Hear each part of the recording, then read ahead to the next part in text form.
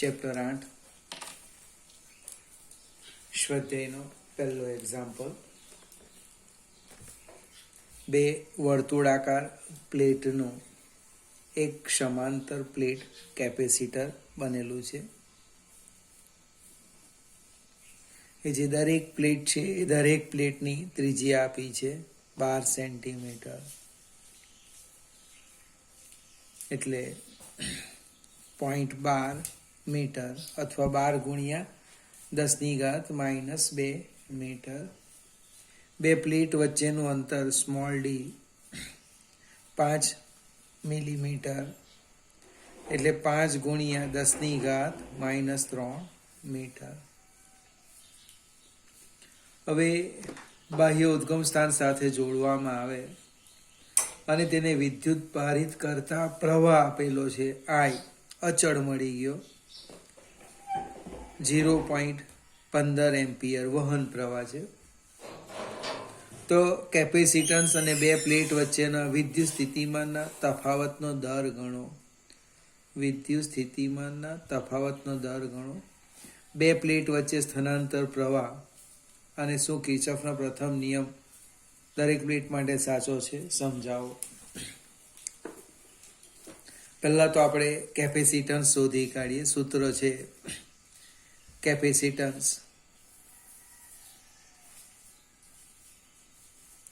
C બરાબર A epsilon 0/d. એ એટલે પ્લેટનું ક્ષેત્રફળ છે. અહીંયા પ્લેટ વર્તુળાકાર છે એટલે πr² એપ્સિલોન 0/d. બધી જ કિંમત મૂકી દઈએ. 3.14 0.12 ગુણ્યા 0.12 ગુણ્યા epsilon 8.85 10⁻12 divide by d 5 × 10⁻³ metre. સાદું રૂપ કંઈક આપણે આપીએ. હું ડાયરેક્ટ લખું છું જવાબ 80 ગુણ્યા 10⁻12 ફેરેડે. કેપેસિટન્સ આવી ગયું 80 ગુણ્યા 10⁻12 ફેરેડે. આપણો તો પ્રશ્ન છે dV/dt વિદ્યુત સ્થિતિમાનમાં ફેરફારનો દર. C બરાબર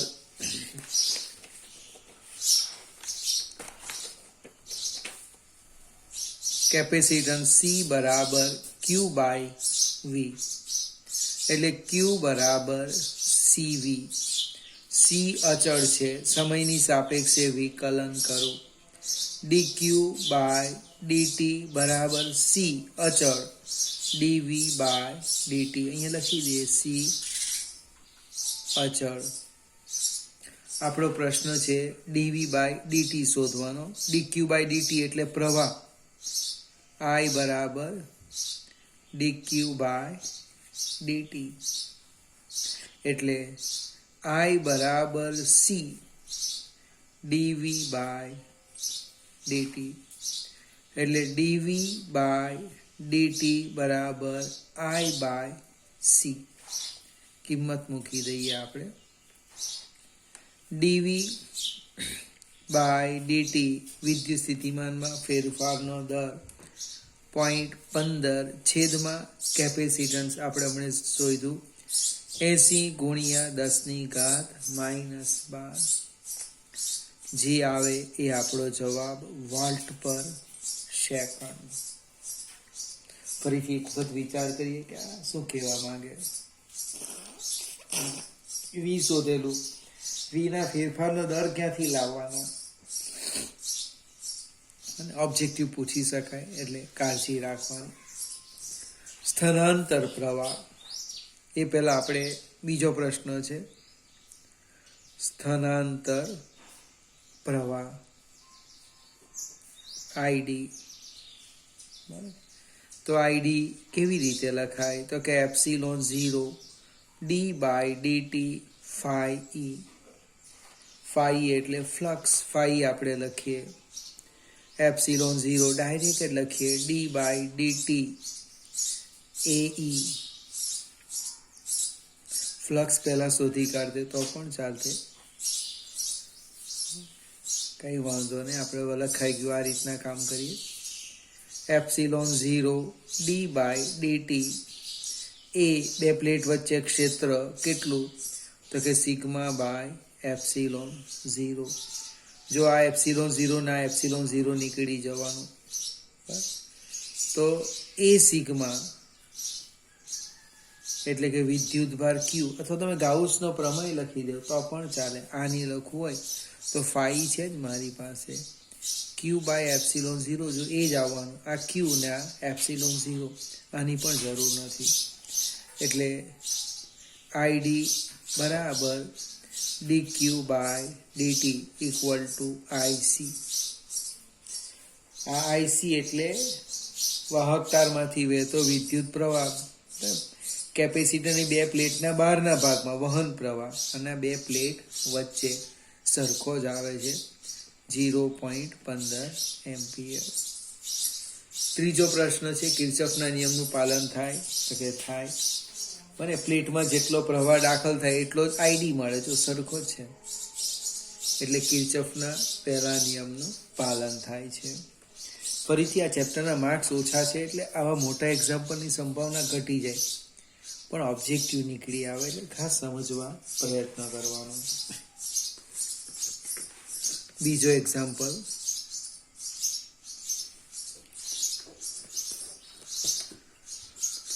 6 સેન્ટીમીટર ત્રિજ્યા ધરાવતી વર્તુળાકાર પ્લેટનું એક સમાંતર પ્લેટ કેપેસિટર બનેલું છે, એનું કેપેસિટન્સ આપેલું છે. આ એકને એક પ્રશ્ન આવે છે. સમાંતર પ્લેટ લઈ લે એટલે 0.06 મીટર, કેપેસિટન્સ 100 pf. હવે પી એટલે પીકો, 10⁻⁻12 પૂર્વક 12 માંથી 2 કાઢી નાખો એટલે 10⁻⁻10 ફેરેડે. આગળ જઈએ, એને 230 વોલ્ટના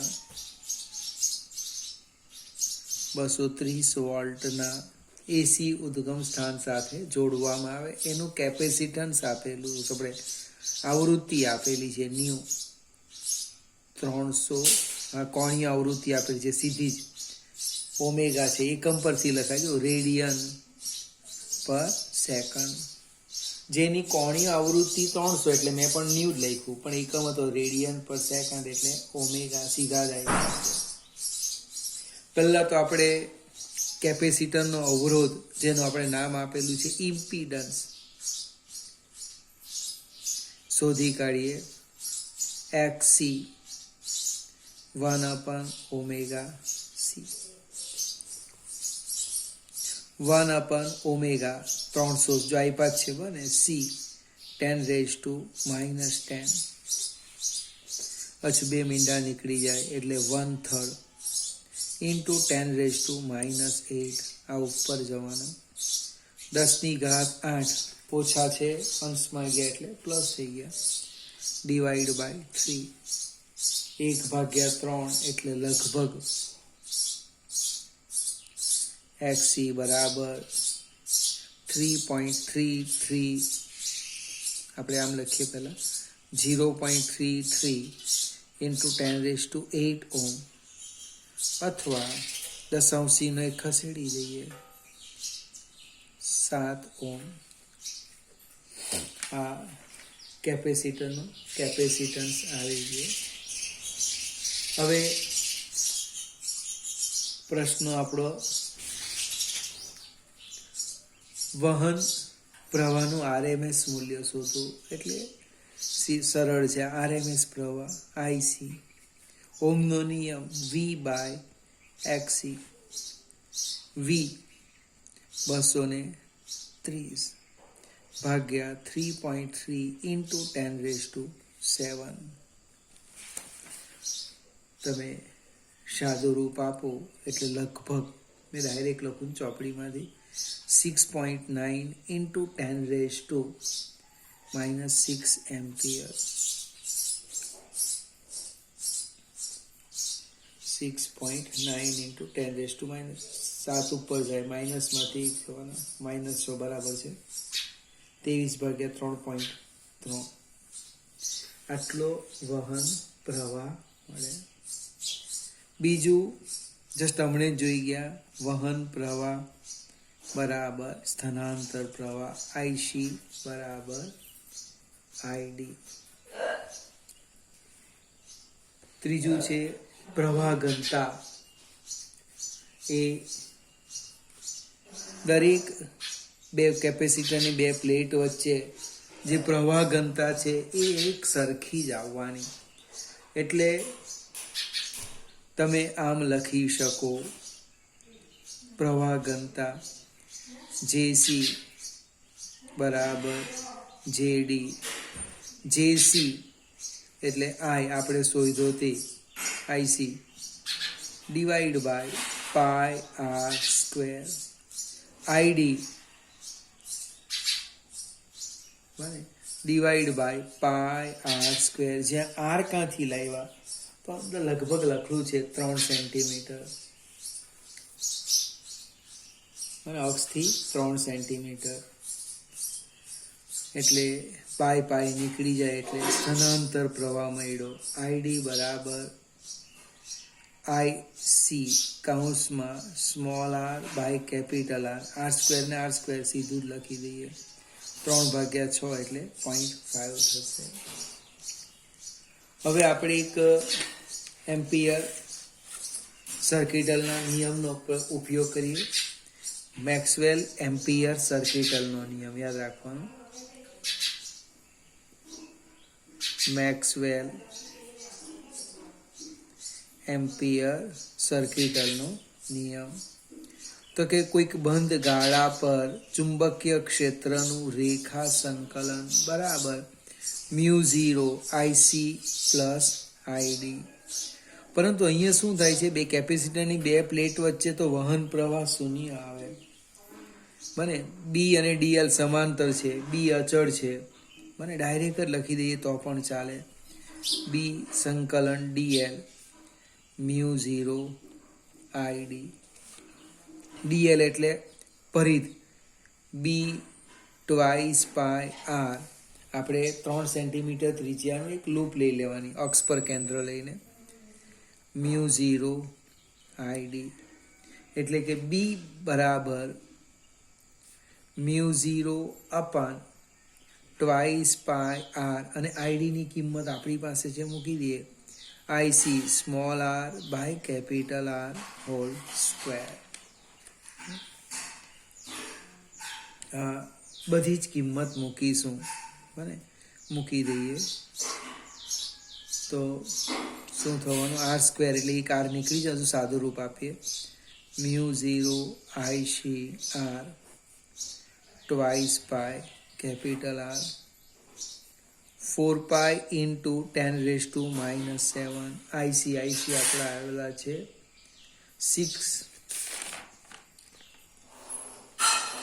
6.9 IC છે ને આપણા 6.9 ઇન્ટુ 10⁻⁶ ઇન્ટુ, અને સેન્ટીમીટર જ રવા દઈએ 3, ટ્વાઇસ પાય ગુણ્યા 6.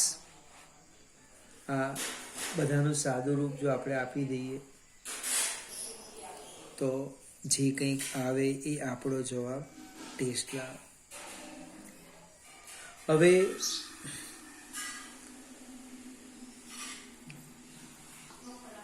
પ્રશ્ન ચુંબકીય ક્ષેત્ર નથી, પણ ચુંબકીય ક્ષેત્રનો કંપ વિસ્તાર માંગેલો. એટલે BRMS, આપણે B જ લખ્યું, B બરાબર BRMS ઇક્વલ ટુ B0/√2. તમને B નથી માંગ્યું, ચુંબકીય ક્ષેત્રના દોલનનો કંપ વિસ્તાર માંગેલો છે, B નો કંપ વિસ્તાર, એટલે B0 બરાબર √2 BRMS. આમાં કિંમત મૂકો એટલે ચુંબકીય ક્ષેત્રનું મહત્તમ મૂલ્ય અથવા એનો કંપ વિસ્તાર આવી જશે. વિદ્યાર્થી, આ પણ ખૂબ મોટો દાખલો છે, શક્યતા ઓછી પણ પ્રેક્ટિસ કરવાની. હવે બધા જ નાના દાખલા છે, જે MCQમાં પૂછી શકાય.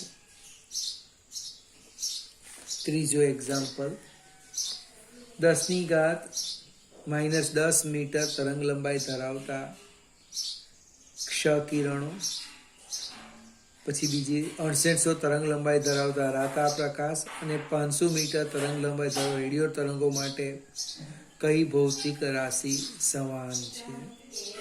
હવે 3 જુદી જુદી તરંગ લંબાઈ આપી છે. એક પહેલું છે લેમ્બડા એક્સ રે, બીજું આપેલું છે લેમ્બડા રાતો પ્રકાશ રેડ લખી દો, અને ત્રીજું આપેલું છે રેડિયો તરંગો, કંઈક નામ આપી દે આર ડેશ. 3 તરંગ લંબાઈ જુદી જુદી છે. પ્રશ્ન છે કઈ ભૌતિક રાશિ સમાન હશે? હવે 3 તરંગ લંબાઈની આવૃત્તિ પણ અલગ અલગ આવવાની, તો એક જ ભૌતિક રાશિ સમાન, અને તે પણ મુક્ત અવકાશ, શૂન્ય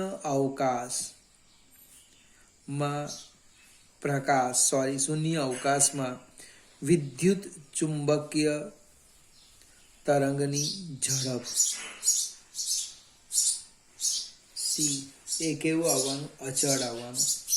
કેટલાકને મગજમાં આવૃત્તિ ચાલે, આવૃત્તિ પણ સમજાવું કે કોઈ એક તરંગ માટે આ એક્સરે લઈએ તો એક માધ્યમમાંથી બીજામાં જાય, ત્રીજામાં જાય, ચોથામાં જાય તો તરંગ લંબાઈ બદલાય, પણ તેની આવૃત્તિ અચળ રહી. આ તો 3 તરંગ લંબાઈ જુદી છે, એટલે એની શૂન્ય અવકાશમાં ઝડપ કેવી રહે? અચળ. આ પૂછી શકાય, કાળજી રાખવાનું. એક માધ્યમમાંથી બીજા માધ્યમમાં જાય તે તરંગની આવૃત્તિ અચળ રહે, એની તરંગ લંબાઈ બને. માધ્યમમાં સમજાવું, માધ્યમ 1માંથી 2માં જાય તો આવૃત્તિ અચળ, તરંગ લંબાઈ અને વેગ બદલાય. બસ આટલું યાદ રાખો. અહીંયા 3 માટે આપણે મધ્યમ એક જ લીધું છે, શૂન્ય અવકાશ. એની ઝડપ કેવી રહેવાની? અચળ રહેવાની. આગળ જઈએ. ચોથો એક્ઝામ્પલ, એક સમતલ વિદ્યુત ચુંબકીય તરંગ ઝેડ દિશામાં અને ઝેડ અક્ષની દિશામાં પ્રસરણ પામે છે, શૂન્ય અવકાશમાં ગતિ કરે છે. વિદ્યુત અને ચુંબકીય ક્ષેત્રના સદિશો માટે તમે શું કહી શકશો? જો આવૃત્તિ 300 મેગાહર્ટ્ઝ હોય તો તરંગ લંબાઈ કેટલી? હવે પ્રસરણ તમને કીધું છે, એકદમ ધીમેથી પ્રસરણ લખેલું છે, ધન ઝેડ અક્ષની દિશા. આપણી લાક્ષણિકતામાં જે મેં આકૃતિ દોરેલી એનો અર્થ પ્રસરણની જે દિશા છે એ દિશાનો એકમ સદિશ કે આવવાનો. હવે પ્રસરણની દિશા કઈ? તો કે ઈ ક્રોસ બી ની દિશા. તરંગ પ્રસરણની દિશા એક આપેલું છે ધન ઝેડ અક્ષની દિશા, અને આપણી લાક્ષણિકતા શું કહે? ઈ ક્રોસ બી ની દિશા એ તરંગ પ્રસરણની દિશા. એટલે ઈ ક્રોસ બી ની દિશા તમને આપેલી છે કે. જો તમને કે જોઈતો હોય તો આમ લખવું પડે, આ એક ક્રોસ છે. જો જે ક્રોસ આઈ લખે તો માઇનસ કે થાય. અને એનો અર્થ વિદ્યુત ક્ષેત્ર એ એક્સ અક્ષને સમાંતર અને ચુંબકીય ક્ષેત્ર વાય અક્ષને સમાંતર દોલન કરે. હવે પૂછી શકાય, પ્લસ ઝેડ ની જગ્યાએ માઇનસ ઝેડ લખે તો આ બદલાઈ જાય, જે અહીંયા આવે અહીંયા આ આવશે. બીજું આવૃત્તિ આપી છે કંઈક 300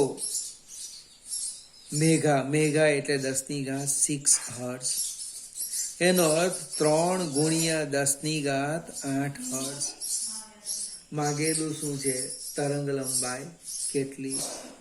તો આપણે લખીએ સી બરાબર ન્યુ લેમ્બડા, એટલે લેમ્બડા બરાબર સી બાય ન્યુ. 3 × 10⁸ આવૃત્તિ, 3 × 10⁸. 1 મીટર. આજે તરંગ આવ્યું કે તરંગની તરંગ લંબાઈ કેટલી આવી? 1 મીટર. અને સોરી, એક ભૂલ થઈ, 300 નથી, 30 છે. 30 છે એટલે અહીંયા આવવાના 7, અહીંયા આવવાના 7, તો 10 આવશે, 10 મીટર. ચલો કંઈ નહીં, ઓબ્જેક્ટિવ થઈ ગયું. મેં 30 મેગાહર્ટ્ઝની કે 300 લખાઈ ગયા. પરીક્ષામાં બી યાદ છે, પણ વિકલ્પ પહેલો જે લખેલો છે 1 મીટર, તો આપણે ગણેલો તો આપણે જ લખવાનો 1 મીટર. ખ્યાલ એટલે અહીંયા 300 ને અનુરૂપ મેં ગણી કાઢ્યો, પણ 30 ને છે. કહેવાનો અર્થ સૂત્ર આટલું છે ને મેક્સિમમ સંભાવના. જો આ ચેપ્ટરમાંથી ઓબ્જેક્ટિવ પૂછે તો આની સંભાવના. ફરીથી આ જ દાખલો બીજી વાર ગણીએ. 5મો એક્ઝામ્પલ.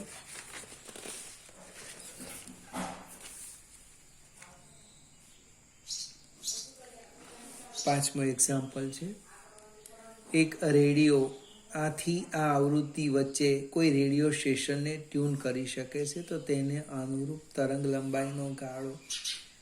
વિદ્યાર્થી મિત્રો, જો યાદ આવતું હોય ને તો આવી ચર્ચા આપણે કોઈક જગ્યાએ જોઈ ગયા છે. 1.5 મેગાહર્ટ્ઝ, 10⁻6 હર્ટ્ઝ, અને આવૃત્તિ છે 12 મેગાહર્ટ્ઝ, 10⁻6 હર્ટ્ઝ. એને અનુરૂપ તરંગ લંબાઈનો ગાળો શોધવાનો. આપણે એલસી દોલનોમાં જોઈ ગયા, ઓમેગા બરાબર √LC. યાદ આવે છે? અહીંયા આવૃત્તિ આપેલી છે. સૂત્ર મારી પાસે કોમન છે, C બરાબર ન્યુ લેમડા. લેમડા બરાબર C/ન્યુ. એટલે એક બાજુ લેમડા 1 લખો, C/ન્યુ1, લેમડા 2, C/ન્યુ2. C યાદ રાખવાનું ફરજિયાત, પ્રકાશની ઝડપ. આવૃત્તિ 1.5 × 10⁻6. જો કેલ્ક્યુલેટરની બી જરૂર નથી. 3 ને 10 એટલે 30/15 એટલે 2, ગુણ્યા 10⁸8 ઓછા 6, 2 એટલે 200 મીટર. બીજી બાજુ જોઈએ.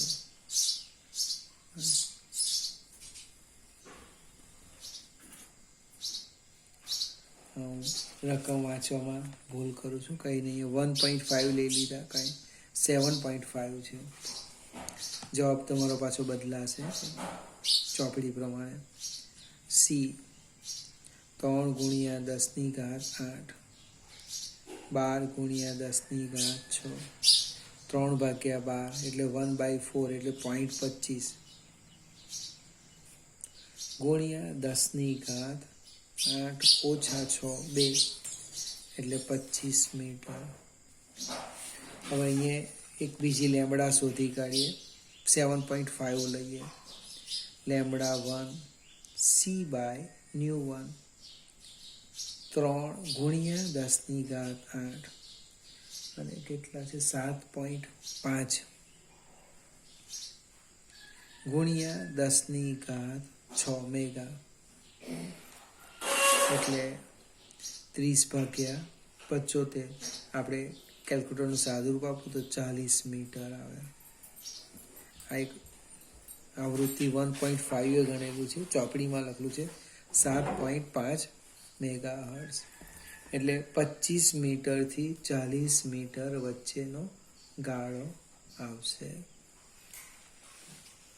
વિદ્યાર્થી મિત્રો, આટલા નાના નાના દાખલા છે જે MCQમાં પૂછવાના છે, એટલે જરા જોઈ લેજો. બરાબર.